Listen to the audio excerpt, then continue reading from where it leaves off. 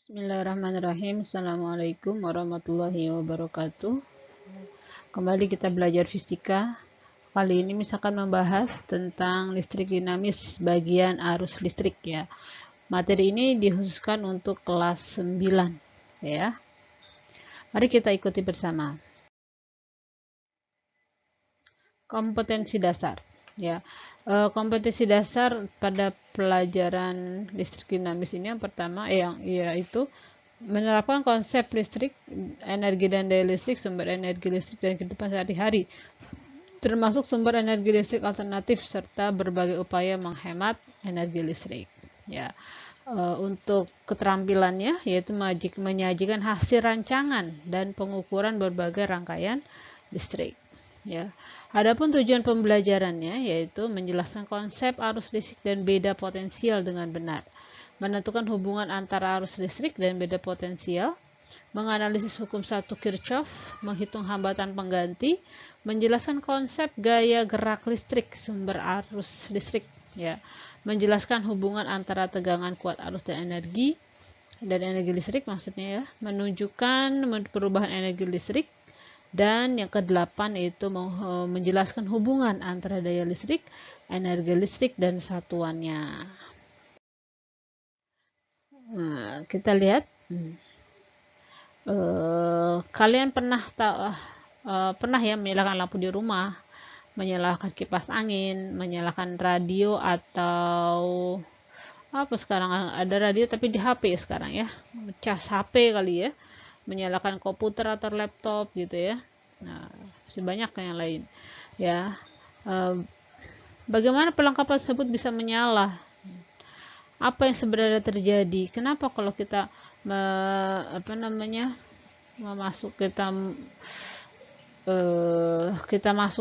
kita mencolokkan itu ya, kabel ya ke stop kontak, kenapa bisa terjadi, bisa menyalakan lampu, bisa menyalakan kipas angin, AC dan seterusnya gitu ya. Bagaimana sih semua ini bisa terjadi? Nah, kita lihat ini. Nah, kalau kemarin kita sudah belajar tentang listrik statis ya. Nah, jika tabung A berisi air, ya, tabung A berisi air, dan tabung B dalam keadaan kosong, apa yang akan terjadi? Ya, yang terjadi adalah air akan pindah, gitu, akan mengisi ruangan di B. Ya, akan mengalir air yang di A, mengalir ke tabung B, sehingga tabung A dan tabung B memiliki tinggi yang sama, gitu. Ya, ini konsep dasarnya. Ya. Kemudian kita lihat lagi, bagaimana jika seperti ini? Jika tabung A berisi air dan tabung B dalam keadaan kosong, apa yang terjadi? Ya, pasti air yang di A akan mengalir ke B, ya, sehingga tinggi air di A lebih kecil dari tinggi air di B, ya kan? Karena yang A posisinya lebih tinggi dari B, gitu ya. Berarti dia nanti kalau dia sudah mengalir, maka tingginya di A segini, di B akan penuh gitu ya. Nah, ini akan sedikit, akan penuh, tingginya berbeda ya. Nah, air akan pindah ke dalam tabung B. Lagi, jadi apa bedanya listrik dengan air? Gitu. Apa yang bisa kita kaitkan antara peristiwa air dengan arus listrik? Nah, ini kita lihat. Air mempunyai sumber air, ya. Listrik juga sama, dia punya sumber muatan listrik, gitu ya. Air dapat mengalir ke bejana lain jika terhubung. Sama listrik juga, dia dapat mengalir ke perlengkapan listrik jika dia terhubung. Ya, jadi konsep dasarnya sama air dengan listrik. Ya, kemudian air dapat mengalir dari tempat yang tinggi ke tempat yang rendah. Ya, sama dengan listrik. Listrik mengalir dari potensial tinggi ke potensial rendah. Ya, sumber air dapat habis jika terpakai. Muatan listrik juga dapat habis jika terpakai. Ya, ini persamaan, konsep pertama untuk air dan listrik. Jadi untuk memahami kenapa sih kita bisa menyalakan alat listrik dengan memasang stop kontak ya, gitu ya, memasang kabel ke stop kontak, kemudian listrik bisa menyala. Ini kejadiannya ya akan ada muatan listrik yang mengalir gitu ya, ada perbedaan potensial dan seterusnya. Kita lihat rangkaian listrik. Rangkaian listrik adalah jalur yang dilalui oleh arus listrik. Ya, rangkaian listrik adalah jalur yang dilalui oleh arus listrik. Listrik dibagi menjadi dua, yaitu listrik terbuka dan listrik tertutup. Ya, yang terbuka itu dia nih kita lihat nanti. Ya, nah rangkaian terbuka seperti ini. Sini ada lampu, ada sumber tegangan, lampu, ini alat mengukur arus atau disebut dengan ampere meter, dan ini saklar. Ya, kalau saklarnya terbuka, ya berarti ini dikenal dengan rangkaian terbuka. Atau saklarnya tertutup, tapi ada kabel yang tidak nyambung gitu. Ya, itu juga salah satu contoh dari rangkaian terbuka.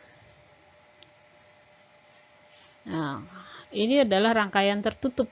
Nah, semuanya tertutup ya, sehingga elektron bisa mengalir gitu ya, bisa menyalakan lampu gitu ya, bisa terukur arusnya gitu. Jadi disebut dengan rangkaian tertutup. Nah, simbol komponen listrik kamu perhatikan, simbol-simbol ini kamu juga harus tahu ya. Kayak gini nih simbolnya adalah sumber tegangan atau beda potensial. Ya, yang kayak gini penghantar arus listrik. Arah panah menunjukkan arah arus listriknya. Ya, hambatan listrik. Nih ya, yang kayak gerigi-gerigi gini atau kotak panjang ini ciri apa namanya? Simbol dari hambatan listrik atau resistor. Nah, yang bentuk kayak gini saklar nih. Ya, bentuk ini saklar. Nah, ini alat ukur ampere meter, ya, alat ukur voltmeter dan alat ukur ohmmeter, ya. Jadi yang ini kalau A berarti ampere meter, kalau V voltmeter, kalau gambar omega gini berarti ohmmeter, ya. Nah, kuat arus listrik. Kuat arus listrik merupakan jumlah muatan listrik yang mengalir melalui penampang suatu penghantar tiap skon, ya. Jadi arus listrik adalah jumlah muatan Q itu muatan ya, yang mengalir melalui penampang suatu penghantar tiap skon ya. Q dibagi T gitu ya. Nah, ini contoh soalnya ya. Jadi muatan listrik sebesar 30 coulomb mengalir melalui kawat penghantar selama setengah menit ya. Selama setengah menit setelah tentukan kuat arus listrik yang mengalir. Ya, kita lihat di sini. Ya, diketahui Q-nya sama dengan 30 coulomb. Ya, selama waktunya setengah menit. Setengah menit berapa detik? Iya, 30 ya.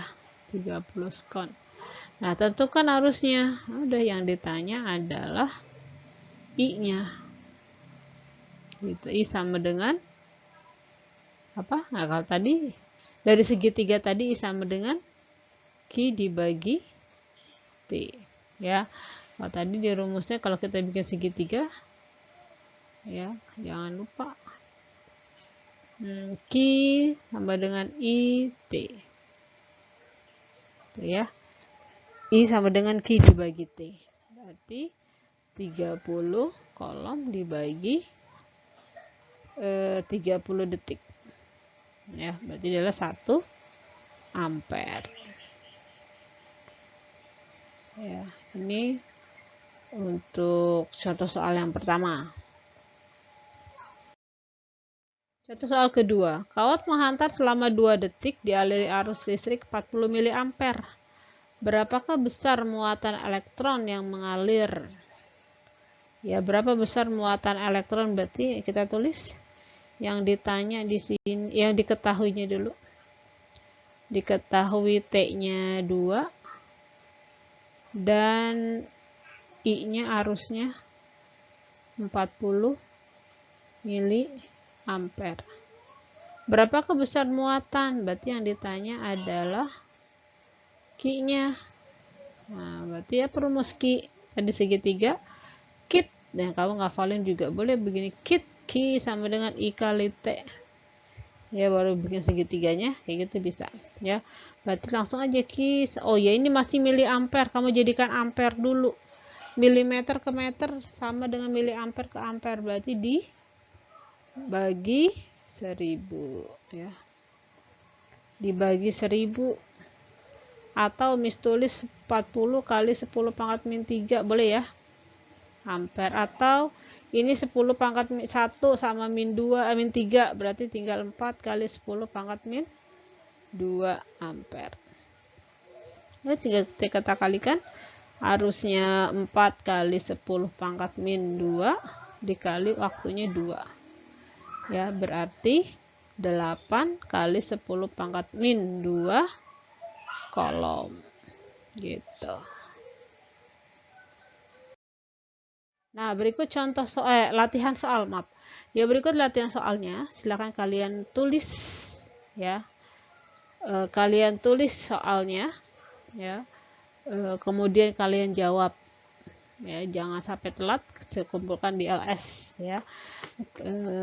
Kalau jika ada yang mau ditanyakan boleh langsung saja WA Miss ya, kita diskusi. Ya, demikian pembelajaran kita hari ini. Semoga bisa difahami dengan baik, semoga bisa dipelajari dengan baik ya. Jika ada yang ditanyakan sekali lagi boleh langsung hubungi Miss aja ya. Kita tutup dengan baca hamdalah. Alhamdulillahirrabbilalamin. Subhanakallahumma bihamdika asyhadu an la ilaha illa anta astaghfiruka wa atubu ilaik. Assalamualaikum warahmatullahi wabarakatuh.